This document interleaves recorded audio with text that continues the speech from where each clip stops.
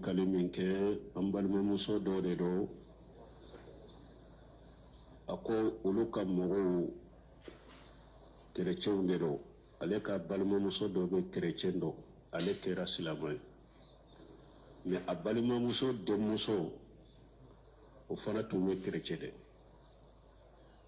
deni n'a ba bɛɛ tun ye kerecɛn dɛ mais deni nana a ɲɛfɔ ale ye fura bancini dɔ de y'ale ye a nana fɔ ale ye ko ale b'a fɛ ka don silamɛya la ou bien n'a nana baro kɛ ale fɛ ale b'a yira a la ko a ka silamɛya ka encourager ka taa silamɛya ma fo deni silamɛya in nana don deni kun na deni nana ale fɛ ko a b'a fɛ ka don silamɛya la ko ale fana y'a dɛmɛ o la ka taa n'a ye yɔrɔ dɔ la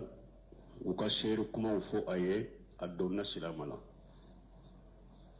a ko deni in b'a ye ale balimamuso de tuma min deni in b'a ye nin dɛmɛ ko ale de kɛra sababu ye ko ale den silamɛyara ko a ye nanini sugu bɛɛ fɔ ale ye ka nanini sugu bɛɛ fɔ diina ye ka ala nani ka diina nani ka nanini sugu bɛɛ fɔ ale ye ko depuis o de kɛra sa ko ale ni a balimamuso k'u tɛ kuma ɲɔgɔn fɛ ko parce que ko ale de kɛra sababu k'ale den don silamɛya kɔnɔ o kɛra datigɛ ye olu ni ɲɔgɔn cɛ ninnu sababu mun ye parce que juma tɛmɛnen nin b'a yira alhamdulillah kutuba minnu bɛ kɛ dɛrisu minnu bɛ kɛ hadamadenw hami b'u la ka baara kɛ n'u ye kutuba tɛmɛnen n y'a kɛ datigɛ da de la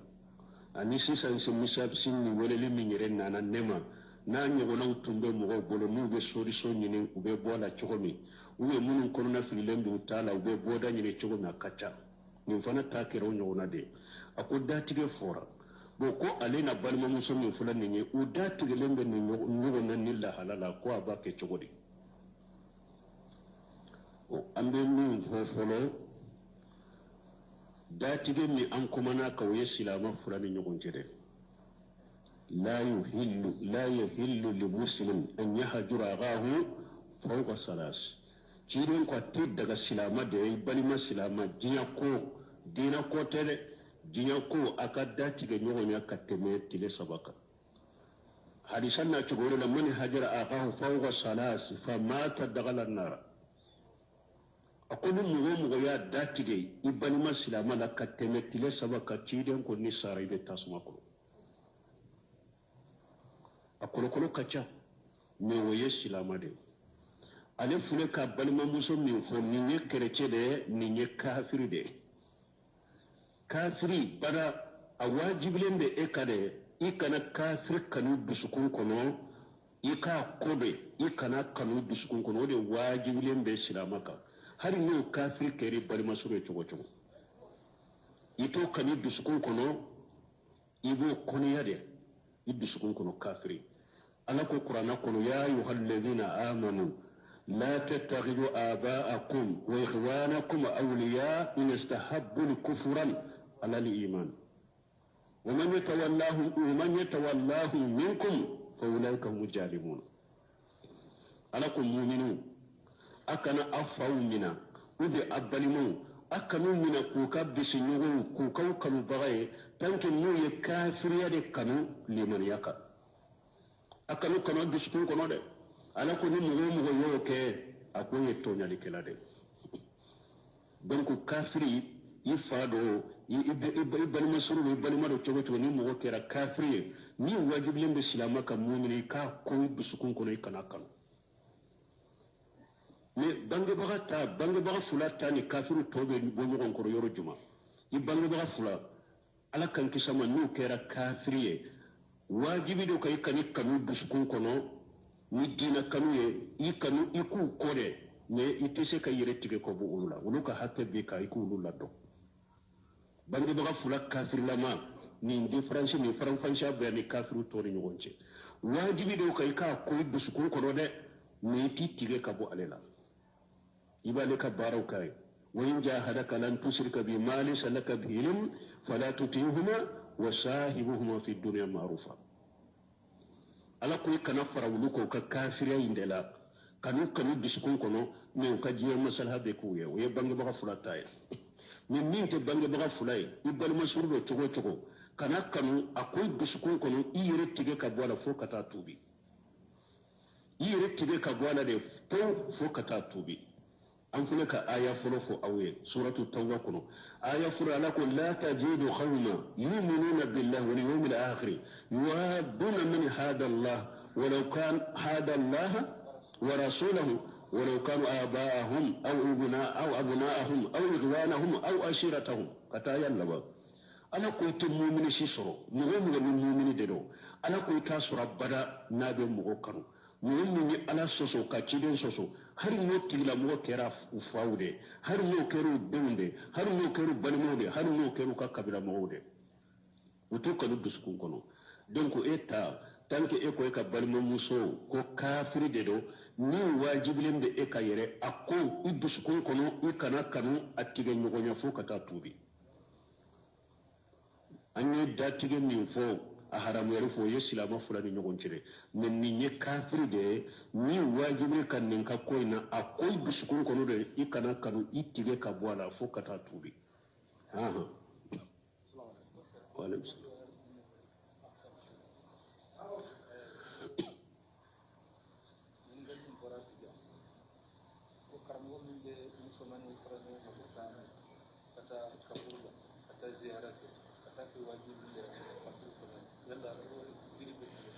mo ko ñinin kalido a bora ko do rakana ko karamo min be muso fara ñogon ka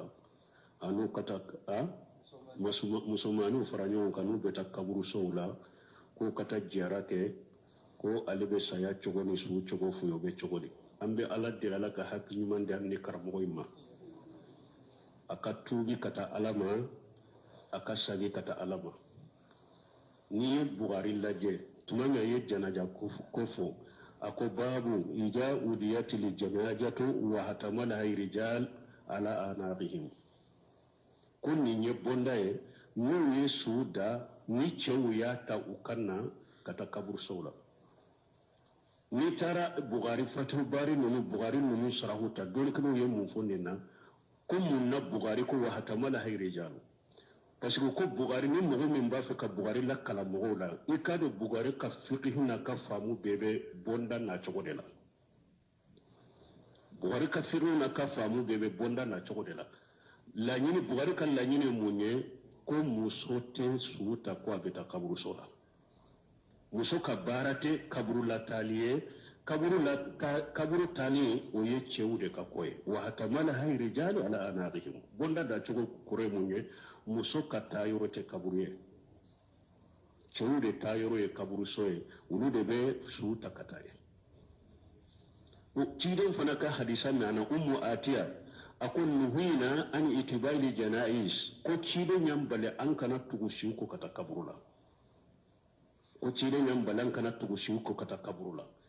don kuma ko har min farala ka wala mu ya juma lena me ama geleyanka o ye ummu atiya yere ka kuma de uba fo ni de ma al-istidrazu fil hadisi ay redde ya ka kuma don yoro la me ciden ka kuma toye ciden wu balide doro kanata janajala ni muso kata janajala te be we haramu wa hadisan fule kata muso kata wajiyara fana te hadisa fulana nala hadisa do nana lana allah ja'iratil qubur wal muttaghina alayhi al masajid wa suruj ko alay muso danga muso munun beta kaburu jiyara ube nu be kaburu ko musiru misalliro ube nu beta lampaw mene kaburu la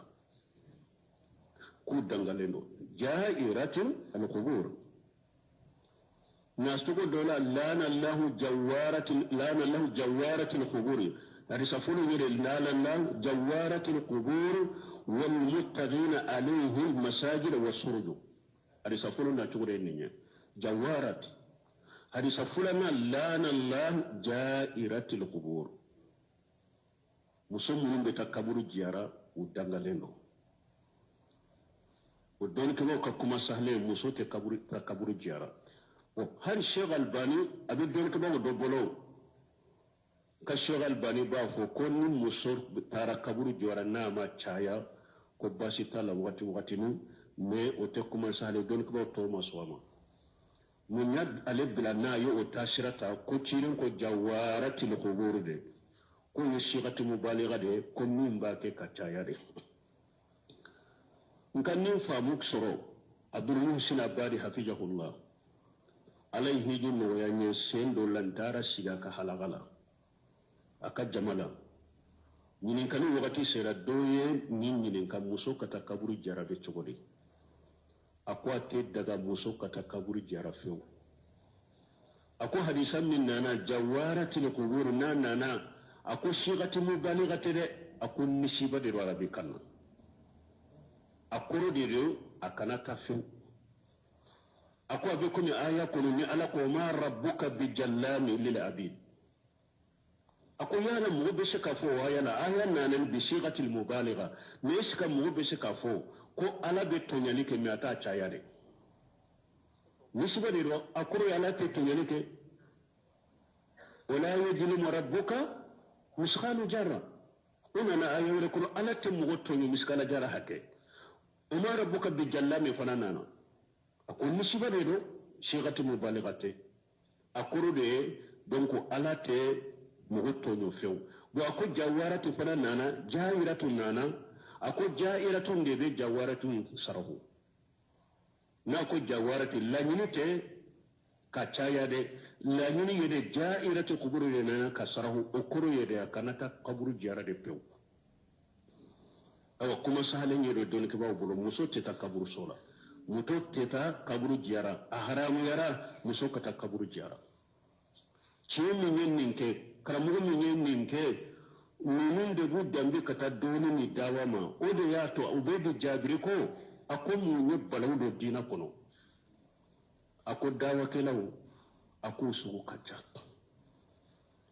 ako dawa kelawo bebe unu ako ewa minye diplomu munungu bolo imma handasa imma kimiyaw imma fijiyaw imma riyadati imma tabibi imma geografi ako min diplomu de ba ale bolo ibe bo bin kalama bayna al ashiyati wad duhaha sogumani wala falace tilamandire o bayi resoro wala kala jama chaman tulen ba ko kam mo do ko dawa kala do ko masiba fule ka silama soro ni dal diplomu min ba bolo geography diplomu handasa diplomu fijiyaw diplomu timma tabibi mani riyadat aliyen min diplomu de soro tilamandire de min kalama bayi reke karamugo ni dawa kala ya iba bebo min kalama jama chaman de tuwa ko karamo shegu ibe bo min kalama yere filile na be mo filo o karamo suude nununye akada wakela groupe fulana woye bidia mo ale fana te fuyi kan ni bidia ta te mo wele kata fuyi man ni bidia te akoda wakela sabana nununye duwato ala sunna wa manhaj salafus salih دوات الحق ولي كلا تشيا ولي كلا ني قرانا سنه سلفو كتابلوكا دونك اكون ولي كلا de kaddo jama cela awa ko mu kan kan ne kar mu sugu wali kala sugu de nyini de hawra tulbatun nas akum mu kan kan ne de nyini ka sugu koro kakala ufe katugo ko mu qur'ana ani sunna manhaj salafu salihuka akon nunun de tiya wala kala mu kankan nunun de muni ka fara nunun de ka ken nunun de nofe suno fulay be mu fidilaw donc dawa kelaw che fara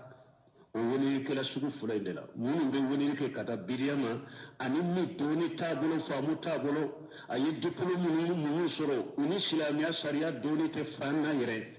ibo min kala male ba yere ke islamiya ka mufti doye aba yere ke islamiya ka dawa kala doye aba yere ke islamiya ka karamo doye ibo min kalama be mo fili donc nin dawa kala sugu no karamo sugu yo ode ambe ala deli ala ka islamo kisu toromo donc haramere no musokata kaburu la dela fure awa dele ke mo ko fana musoka dan chugo yere ni kaburu talite nyonta folo musoka sabale ka dogo ni muso tara adenke dale ma tara furumuso dale atara fa dale ateseka se ayiro koro abeka si abeseka kuma wore ufo bo kaburu so fana akacha kaburu so te dugu kono ibu so dugu ko fela la ni muso yu ku tayro ye ini wali ke be shakal lan ko nya kaburu sola uko umanka uko sabana fana ni muso yu kaburu soke atayro ye ini wali ke be shakal nya mi nyona ni e tara kaburu la ani cew fana na to be na sudo bu bolona na sudo ndola muso ni cew be nya be kaburu sola donc wodi ya to balimo muso te ta kaburu sola muso ikai sigi no le ka duwa uke ubi haran ka bayis an bayis to ka hadisan min nati ko cide mo ninne tara kaburu jaran kanka mufo ko kuma la nyine cide ma fa shita aka wuli kaburu jara kamare ai shita ka hadisan la nyine yede ni muso temeto kata yuro dola e nana boni kaburu sodo e wala cide ni kaburu jara do min fo fo parce que to moto ma wula kamade ni etto mutu kata ni sira do i ka sira tara bo kaburu so do ka itto mutu kaburu so la kogo tula kaburu fana be kene de la kogo tula donc o sugude ni muso temeto bora kaburu so la o sugula o mbayi setu ka hadisa Allah ni yode do min nana su jiara la yibo do ufo ne ka wuli akama ka dabo akama ko ibeta kaburu jiara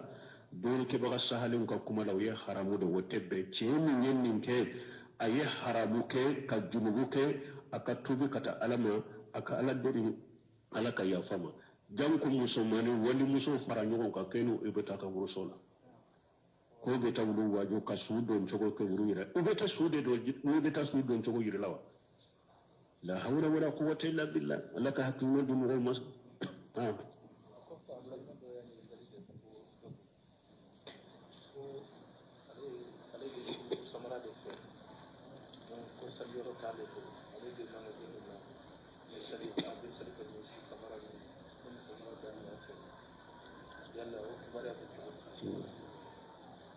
mo ko ako ambal ma do ko ale be yugo fere de la gabo ko be salli kata samara udema mana be ko ale be bitigi min kono abe samara de wonna be salli abe nyeshi samara be chogode min yake ka samara har hadisan min nana kana salli kata samara ma wayde ni ka samara boka dayinye ka salli kata ma makaru yere nana odela min ni ebi ka bitigi de kono samaru de dalen do ube samaru bu bila yoro de la ka salli bitigi kono bashi tika wala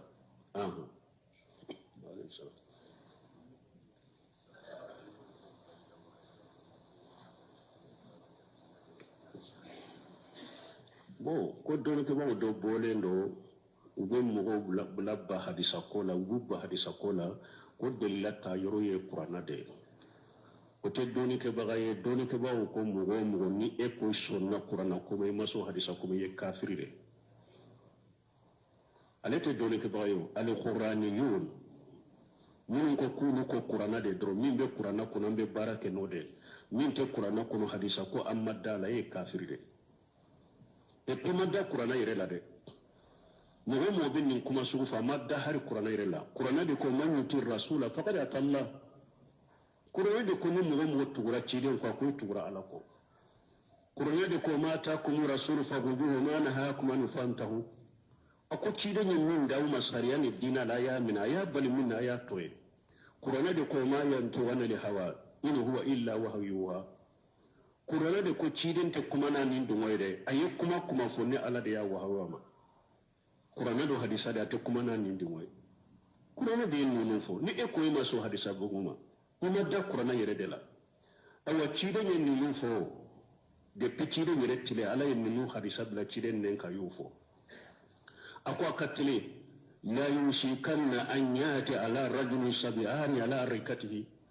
ako akatile bena cedo ma tilole ka shige kanye akadilanka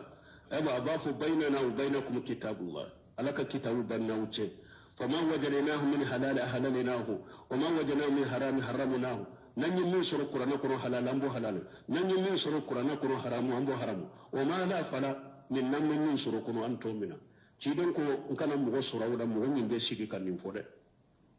ki shigi kini kadilanka kan nin kuma fo kana mu suru da min be nin fode ala inni ututul qur'an wa mislahu ma'hu akona qur'ana dinnema ani qur'ana nyuguna kafaraka min hadisai وفي رواية أم سليم معه أنا يقرن جنما أنا نغنى فلا كفرك من يهدي سوي شيرين من مغسوق فو أيو فوكو بنا وبين كما فو أو أكو قرن الديرا لما نقرن نغنى أكو حديث ولا قرن الديرا لما نغنى فلا أو مغمو كوكو لسون نقرن ما سو حديث كما تسير هذا على بطويره بطو تشوكو تالاو على بطو تشوكو يرتالا kurana ko fahimu sala akwai salli de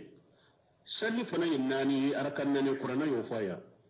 la sari arakan nane kurana yo faya futu arakan saba kurana yo faya safu arakan nane kurana yo faya fajr arakan fula kurana de yo faya abe salli chugudi kurana kore rakata salli wakati de ma waqimu sala inna salata kanat ala almu'mina kitaban mawquta misalli fana bata ni yoro de la be ban yoro la kurana yo faya la sara bata ni yoro abe ban yoro kurana yo fayewa idi ka wakati ta chuguri be salli chuguri kurana ko aka jakade bo na fulo sugumina jakate bo na fulo sugumina kurana yo fawiya ni kan na fulo serani hakela la jakade bo kurana yo fawiya ni jakade bo ni hakede bo kurana yo fawiya abe jakabo chuguri na maso hadisa koma ale be jakabo chuguri kurana ko da ko shebe mu min yete alaka so kere kere kata hijiye ni hiju yoro la bara mun be kewo kurana yo be fo iben ni tawafu hakede ke iben ni hakede ke minna iben ni ke arafa iben ni bele fili de ni ke iben ni tamade ke safar maro ni wonce kantigo yoro ni few ko jo anni manashikakum ciden de yo ke akwaya ka bato yoro aka hiju bato yoro minan fe hiju ka cogo be kurana konwa atigi be hiji cogo de donc nunu ne kuma lankolon fola ude agira tinyaliti agira jogo tigi ude do e puis mo ni hakilinu wa bolo salama yirete kafiru ude do alqur'ani yona nyenni ne abdul muhsin abadi ko mo do be ko lu ko be barake ne qur'ana de ko te barake ne hadisa ya ako kafiru ude do awa ko malli manani har qur'ana yire nyami sheikh sal fawzan makanya ni kal jabila ko mo do be alqur'aniyun ko ko barake ne qur'ana de ako qur'aniyun on te kafiru de do ako mo madda hadisa kola ite islamai e puis madda qur'ana yire la ala ka islamu kisu toroma me nimbebe sege kas ido nindina wuti salaw ala de min dina dila kabila dugu kolo ka fo demu ni ala yere be jewuli o be fo demu jewuli be surunya ni ala yere be dina mboy mo shikan galo ani mo shikan nafolo ani mo shika tromperia te sega min dina boy ala be de furaki faga ka ti bila dugu dukoro min dina na continue ko fe ala kan kisu toroma ko ubal mani amma yana kwa bo abe si ya sin mo wore bo ya ni na ka ko kana bo ba na bo ya ko amma so wala abe si ya sin mo tuni ko kije juma bo ko do ko lu kalmami ko amankene abe sigi ko la sallide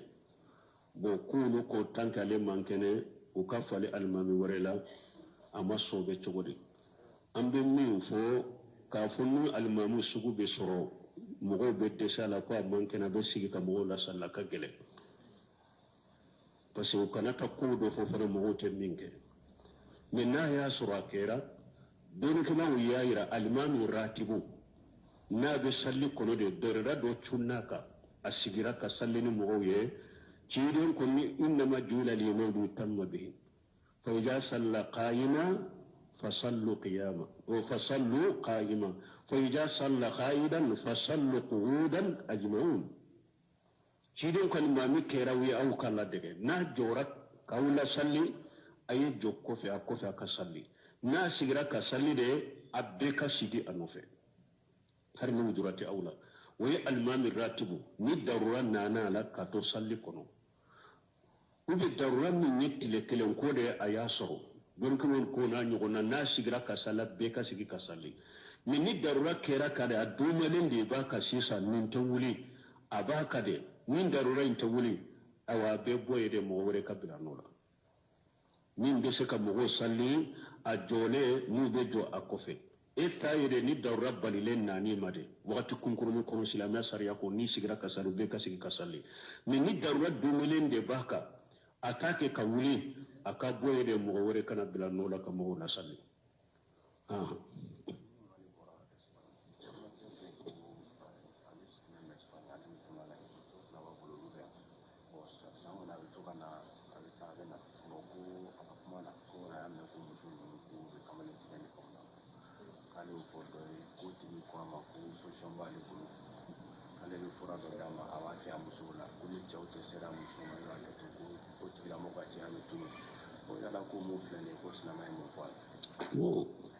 ala kan kisi kantanga ko do ko abe kofe ale ka muso fula be a kofe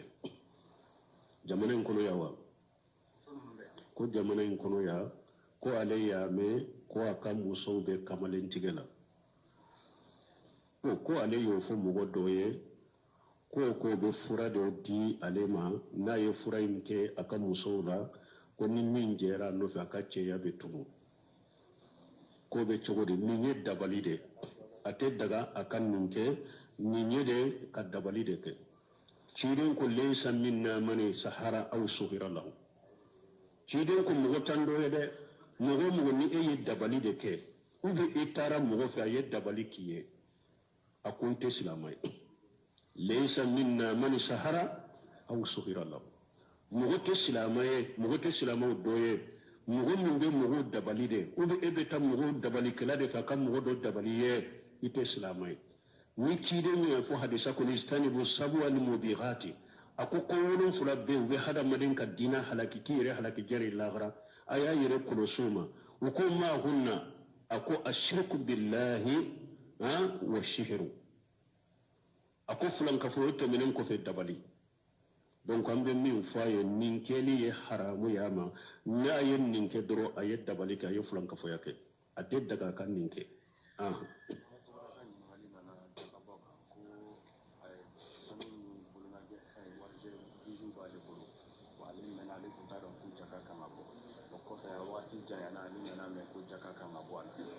sanu kalite do babula ni warde kalite do ufere to la ferite kele wala nale bulu kalite la ba ke to ani wakati mun temena nale mutaka ba ba ke to bo ko do ko sanu ni warje u ba bolo ko wakati mena le tuntu jakabo mais ute valeri kelena sanu ni warje u ka valeri be nyogonye na le ba jakaba be ko chogodi ani fana wakati min temena la de tunte jakaba be ko chogodi ni ni kali fulade wonnin kani folo sanu koni ni warije kelen kele ya noni ya de wulute fara nyonga warije ya adama de no yen ni sabe bo o jakabe bo adama ani sanu te fara nyonga me sanu koni hakke min ba bolo har no te valeri la ube nyogo nyeda be to de sanu abe ulu be jate ku fara nyonga de ube na garamu hakke minna abo garamu hakke na ya soro sanu ne kalite sabade min kanyi kosobe anin tugulen bola anin nin be duguma nin sabade do na yu garamu hakku jate ka be fara nyugon ka do chamanche ta be jakabola donc na ya soro o ewa kalite fula dronde do abu jate mina ninye nyuma nye abe jakabola valerima abe jakabola kana duguma tayinta aka valerima injakabo donc abe baraji so ola har na ya soro ni ka valeri ka bonni nya ye valeri mai mbo abe baraji fula soro ola donc aye nyuma min bo lantana lil birra hatta tunfiru mimma tuhibun ate sika bato nyuma sura bara fo yere be min fay ko de bo donc abu bo nyuma na ola wonna ayere bad abafi fana kasanu ka to abolo yere don ko ya yira ni jakay be na sanu garamu hakken minna akan nin kanike shefa hakken min bo garamu hakke soro masalan nu ko ka sanu a jakka be garamu duru de ma garamu duru valeri min ye shefa la ni wori je babulo shefa babulo abata shefa la ko di fantaw ma ka sanu be to abolo aba valeri bo shefa ma ka di fantaw ma ka sanu be to abolo bo nin kali fulana min be akan nin kali konona la samunun temena ka nini ewa sanu de na tumba bolo masiri de la samunun temena ka uluka jakataka parce que nini muso ka masiri jakabo dole ke ba ka ɲɔgɔn sɔsɔ bala donc n'a y'a sɔrɔ ale tun tɛ jakka bɔ a ka masiriw la ni dole ke ba dɔ ka hakilina ka fatawa de minnu tɛmɛn'a kan u ka jakka ta ka o la bon dole ke ba minnu ka kuma ka girin n'u ko jakka bala n'o de nana ni a dusukun kɔnɔ a b'a fɛ ka jakka bɔ o mina dusukun kɔnɔ saa min a ko jakka bɔ saa in na saa minnu tɛmɛna jakka ta kan mais n'a y'a sɔrɔ sanu tun tɛ masiri ye dɛ a ka sanu de don a maralen tun bɛ mais masiri tɛ mais ni sa hakɛw tɛmɛna kan a ma jakka bɔ san sa tɛmɛna kan a k'a bɛɛ jate k'a bɛɛ jakka bɔ a b'a fɔ ni sa in na a valeri tun bɛ minɛ a b'o jakka bɔ i y'a dɔn ni jakka bɔra la o sa in na san filanan tɛ a tɛ nagasi wa san filanan fana a b'a jate minɛ tɔ min bɛ yen o san filanan a b'o jakka bɔ o kɔfɛ kana san sabanan na fo a bɛ wagati min na n'o y'a sɔrɔ sanu tun tɛ masiri ye sanu de la tun b'a bolo masiri tɛ san minnu tɛmɛna la a b'o jakka bɔ mais n'a y'a sɔrɔ masiri de don san minnu tɛmɛna ka jakka ta kan parce que dɔɔnikɛbagaw dɔw ka hakilina n'u ka fatawa b'a kan ko masiri muso ka masiri sanu ko jakka ta kan n'a y'a sɔrɔ tun ye dɔɔnikɛbaga dɔw de ka fatawa ta ka baara kɛ n'o ye donc san minnu tɛmɛna ka o la jakka ta kan o la سبحانك اللهم ربنا وبحمدك اشهد ان لا اله الا انت استغفرك واتوب اليك ni ñeñini kali min ke an balimamuso dɔ de do a ko olu ka mɔgɔw kerecɛnw de do ale ka balimamuso dɔ bɛ kerecɛn do ale kɛra silama ye mais a balimamuso denmuso o fana tun ye kerecɛn de deni n'a ba bɛɛ tun ye kerecɛn de mais deni nana a ɲɛfɔ ale ye fura bancini dɔ de y'ale ye a nana fɔ ale ye ko ale b'a fɛ ka don silamɛya la ou bien n'a nana baro kɛ ale fɛ ale b'a yira a la ko a ka silamɛya ka encourager ka taa silamɛya ma fo deni silamɛya in nana don deni kun na deni nana ale fɛ ko a b'a fɛ ka don silamɛya la ko ale fana y'a dɛmɛ o la ka taa n'a ye yɔrɔ dɔw la u ka seeri kumaw fɔ a ye a donna silama la a ko deni in b'a ye ale balimamuso de tuma min deni in b'a ye nin dɛmɛ ko ale de kɛra sababu ye ko ale den silamɛyara ko a ye nanini sugu bɛɛ fɔ ale ye ka nanini sugu bɛɛ fɔ diina ye ka ala nani ka diina nani ka nanini sugu bɛɛ fɔ ale ye ko depuis o de kɛra sa ko ale ni a balimamuso k'u tɛ kuma ɲɔgɔn fɛ ko parce que ko ale de kɛra sababu k'ale den don silamɛya kɔnɔ o kɛra datigɛ ye olu ni ɲɔgɔn cɛ ninnu sababu mun ye parce que juma tɛmɛnen nin b'a yira alhamdulillah kutuba minnu bɛ kɛ derisu minnu bɛ kɛ hadamadenw hami b'o la ka baara kɛ n'u ye kutuba tɛmɛnen n y'a kɛ datigɛ da de la ani sisan misabisi ni weleli min yɛrɛ nana ne ma n'a ɲɔgɔnnaw tun bɛ mɔgɔw bolo n'u bɛ solution ɲini u bɛ bɔ a la cogo min